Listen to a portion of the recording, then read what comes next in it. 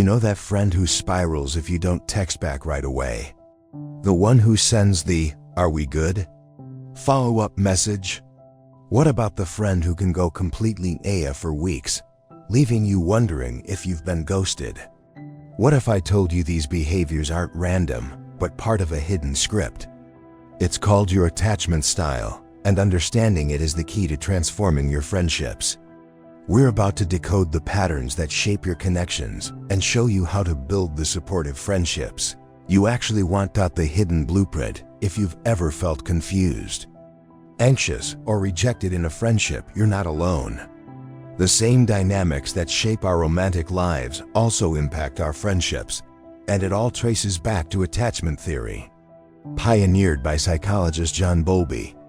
The theory suggests that our earliest bonds with caregivers create a blueprint, an internal working model for how we connect with others. Way our needs were met as children shapes our expectations for trust, conflict, and intimacy for the rest of our lives. That confusing push and pull you feel with a friend, it probably started long before you ever met. Today, we're digging into the 4 main attachment styles: anxious, avoidant, disorganized, and secure. Get ready for some serious lightbulb moments. The anxious friend. Are we okay? First up is the anxious friend. They are deeply loyal and dive into friendships heart first, but a few hours of radio silence can send them into a panic, asking, "Did I do something wrong?" This comes from a deep-seated fear of abandonment, often rooted in a childhood with inconsistent care. That unpredictability creates an adult who is hyper-aware in friendships, constantly scanning for signs of rejection. They might become overgivers to prove their worth, which can lead to resentment when their energy isn't matched. This creates a painful cycle. They cling, their friend pulls away for space, and their core fear of abandonment feels confirmed. So what can you do if this is you? First, learn to practice the pause. When you feel that anxiety rise because a friend hasn't replied, wait. Instead of firing off another text, try journaling what you're afraid of to learn how to self-soothe. Second, build your self-worth outside of your friendships. Pick up a hobby, crush a goal at work, or find a workout you love. The more you create a life you genuinely enjoy, the less you'll rely on others for your sense of stability. The avoidant friend. I'm fine.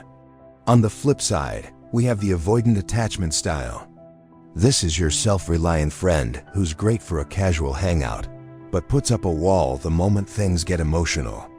If you're in a crisis, you might get a short "That sucks. Hope it gets better" before they disappear for a few weeks. This pattern often stems from a childhood where emotional needs were dismissed. Teaching them that vulnerability is a weakness and true safety lies in total independence. In friendships, this can feel one-sided. The avoidant friend creates distance when a relationship feels too intense. It's not that they don't care. It's a self-preservation instinct to avoid feeling smothered. Over time, their friends may stop trying to connect deeply, which only reinforces the avoidant's belief that they're better off alone. If this sounds familiar, here are a couple of small shifts to try. First, practice low-pressure vulnerability. You don't have to spill your deepest secrets.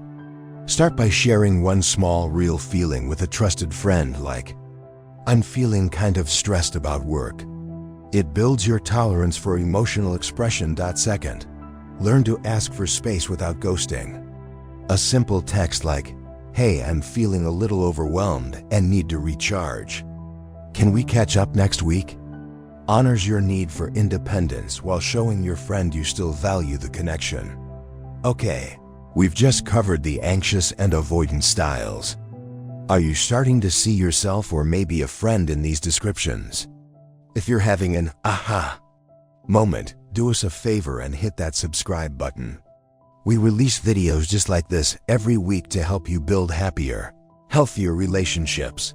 The disorganized friend, the push and pull. Now, for the most complex pattern, disorganized attachment. This person desperately wants deep connection, but is also terrified of it. a painful mix of both anxious and avoidant traits. They create a chaotic push-pull dynamic, pulling a friend in for intense bonding one day, then abruptly pushing them away after a small conflict. This often stems from a childhood that felt scary or traumatic, where a caregiver was a source of both comfort and fear. This wires them to believe relationships are fundamentally unsafe. In friendships, they crave closeness, but the moment they get it, the fear of being hurt takes over. This emotional whiplash is exhausting, often leading to a string of intense but short-lived friendships that end badly, reinforcing their belief that no one can be trusted. If you see yourself in this, the goal is to build safety and stability. First, start by noticing your triggers. When you feel that impulse to either desperately cling to a friend or push them away, pause. Name the feeling. Just telling yourself, "I'm scared of getting hurt right now," can interrupt the reactive cycle. Second, focus on consistency in small doses.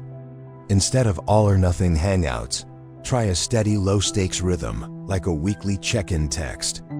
This helps your nervous system learn that connection can be predictable and safe. The secure friend, the anchor, and that brings us to the goal, the secure attachment style. This is the friend who assumes the best. If you cancel plans, they text back, "No worries, hope everything's okay. Let's connect when you're free." A secure friend is comfortable with both intimacy and independence. They can share their feelings without it being a crisis and are a reliable rock for their friends. This style usually develops when a child has a caregiver who is a consistently responsive, secure base. In adult friendships, these people view themselves and others positively. They trust that their friends care, even without constant contact. Friendships with secure people feel safe, balanced, and energizing because they are built on a foundation of mutual trust and open communication.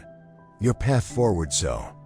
We've met the anxious friend who fears abandonment, the avoidant friend who fears intimacy, the disorganized friend who fears both, and the secure friend who operates from a place of safety. Here's the good news. These are not life sentences. They are learned patterns, and anything learned can be unlearned. The most powerful first step is just seeing it. By recognizing your own tendencies, you can start making conscious choices instead of running on autopilot. You can learn to soothe your anxiety, lean into vulnerability, and communicate your needs. The goal isn't perfection. It's awareness and progress toward building the secure, supportive friendships you've always wanted. Which of these styles resonated most with you? Recognizing your own pattern is a huge deal. Share your light bulb moment in the comments below. You'd be surprised how many people are on the exact same journey. And if you haven't already, please like this video and subscribe for more content on building better relationships. Thanks for watching.